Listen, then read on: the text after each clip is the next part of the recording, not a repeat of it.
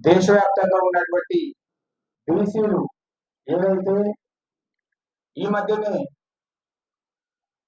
కేంద్ర ప్రభుత్వం సానుకూలంగా స్పందించినట్టుగా స్పష్టం చేసినప్పటికీ తెలంగాణ ప్రభుత్వం జనగణన చేసి కుల సర్వే చేసి దాన్ని గవర్నర్ ద్వారా కేంద్ర ప్రభుత్వానికి పంపించినప్పటికీ కూడా కేంద్ర ప్రభుత్వం మేము కూడా చేస్తాం, జనగణనలో కులగణన చేస్తామని చెప్పి ప్రకటన చేసి 2027లో 2028లో చేస్తామనుకుంటా రకరకాల ప్రకటనలు. ఇక్కడ తెలంగాణ నుంచి ప్రాతినిధ్యం వహిస్తున్నటువంటి ఇద్దరు కేంద్ర మంత్రులు కూడా మరి వారు డిఫరెంట్ స్టేట్మెంట్ ఇస్తా ఉన్నారు.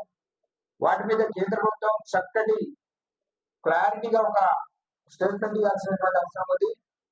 వెంటనే స్థానిక సంస్థల ఎన్నికల లోపు కేంద్ర ప్రభుత్వం స్పష్టమైన వైఖరిని మరి వాళ్ళు ప్రకటించాల్సినటువంటి అవసరం ఉంది.